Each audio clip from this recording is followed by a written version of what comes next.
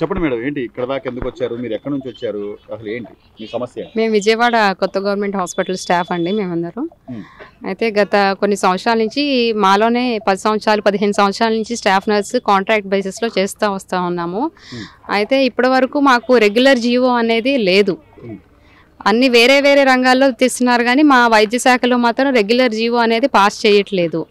మాలో చాలామంది 40 ఏళ్ళు వయసు పైబడిపోతున్నారు కానీ వాళ్ళకి రెగ్యులర్ జాబు లేదు, ప్రమోషన్స్ లేవు, ఏమీ లేదు. ఇట్లానే అది సరిపోని జీతాలతో మేము నెట్టుకుంటూ వచ్చేస్తున్నాము.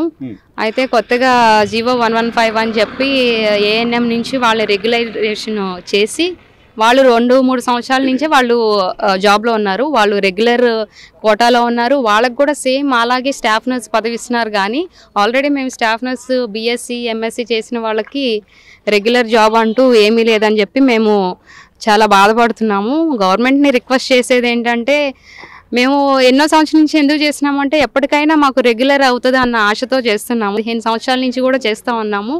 మాకు ఒక ఆశ మీరు కల్పిస్తే, అంటే ఇప్పుడు పలానా ఇయర్లో అన్న ఒక సంవత్సరం 2 సంవత్సరాలన్నా మీరు రెగ్యులర్ అవుతారు అన్న భరోసా ఇస్తే మేము చాలా హ్యాపీ ఫీల్ అవుతామండి. కానీ మేడం, గత 5 ఏళ్ల కాలంలో ఇద్దరు వైద్య శాఖ మంత్రులు మారినప్పటికీ, లేకపోతే అక్కడ ఉన్నటువంటి అధికారులు కానీ మీ సమస్యను వాళ్ళ దాకా తీసుకెళ్లలేదా, లేకపోతే వాళ్ళు ఎవరు పట్టించుకోలేదా? ఇచ్చాము సార్, చాలా అర్జీస్ ఇచ్చాము, మమ్మల్ని తీసుకెళ్లారు, మాట్లాడాము, పేపర్ తీసుకోవడమే కానీ మా సమస్యను అనేది ఎవరు పట్టించుకునే స్థితిలో లేరు సార్. మేము చాలా మంది ఇప్పుడు ఎన్ని రోజుల నుంచి తిరుగుతున్నామంటే గత ప్రభుత్వంలో ఇచ్చేసున్నాం, మళ్ళీ ఈ ప్రభుత్వం కొత్తగా వచ్చింది కాబట్టి మేము కొత్తగా మళ్ళీ స్టార్ట్ చేసుకున్నాం. మా ప్రాబ్లమ్స్ ఆల్రెడీ చెప్పేసాం, ఇది కొత్త ప్రభుత్వానికి మళ్ళీ మొదలు పెట్టాం మేము చెప్పడం అని మళ్ళీ స్టార్ట్ చేసాం. ఇలా రోజు రావడం, మేము ఇచ్చుకోవడం సరే చేస్తున్నాం సార్. మా పేపర్ అనేది తీసుకుంటున్నారు కానీ మాకు ఒక ఆన్సర్ అనేది ఇంతకీ రావట్లేదు. లోకేష్ గారు ప్రజా దర్బార్ మొదలు పెట్టిన తర్వాత రాష్ట్ర వ్యాప్తంగా వాళ్ళ సమస్యల కోసం, వాళ్ళ సమస్యలు తీర్చుకోవడం కోసం ఇక్కడ దాకా వస్తున్నారు. ఇక్కడ మీరు ఎవరైనా విన్నారా, అంటే అక్కడికి వెళ్తే సమస్య పరిష్కారం అవుతుంది అని చెప్పి ఎవరైనా మీకు చెప్పడం? సార్ వెళ్తున్నాము, అవుతుంది సార్, చేస్తున్నారని చెప్పి ఆ నమ్మకంతోనే మేము తిరుగుతున్నాం సార్. సార్ మా వాళ్ళు కూడా లోపల ఉన్నారు, సార్తో మాట్లాడుతున్నారు.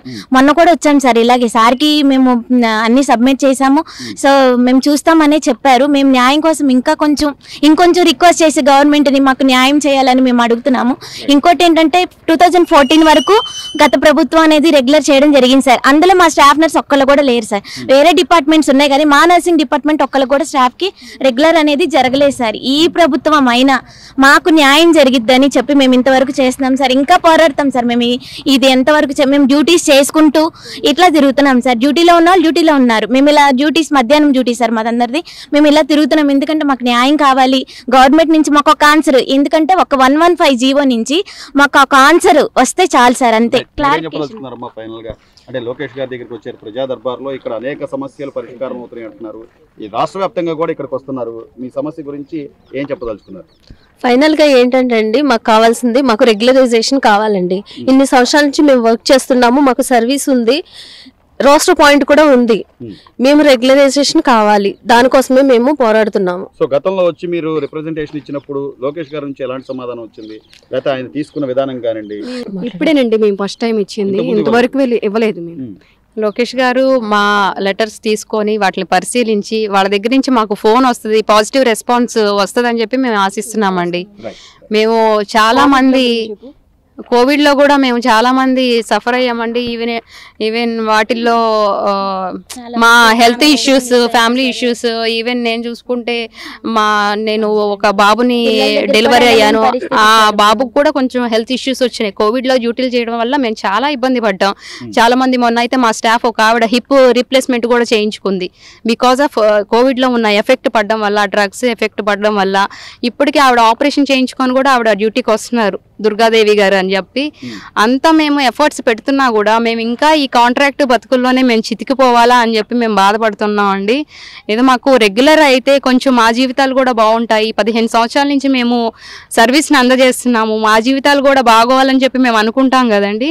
మేము గవర్నమెంట్ మా దగ్గర మాకు మంచి రెస్పాన్స్, గుడ్ రెస్పాన్స్ ఇస్తుంది అని చెప్పి మేము ఆశిస్తున్నామండి. మేము కోరుకునేది రెగ్యులరైజేషన్ అండి.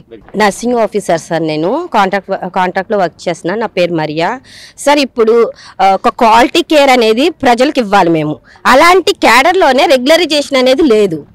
ఆల్ కేటగిరీస్ తీస్తున్నారు. అంటే మిషన్స్ తో పోరాడే వాళ్ళకి తీస్తున్నారు, ప్రజలతో పోరాడే వాళ్ళకి ఎందుకు తీయరు సార్? రెగ్యులరైజేషన్ అనేది 10లో తీశారు సార్, ఇప్పటి వరకు మాకు రెగ్యులరైజేషన్ అనేది లేదు.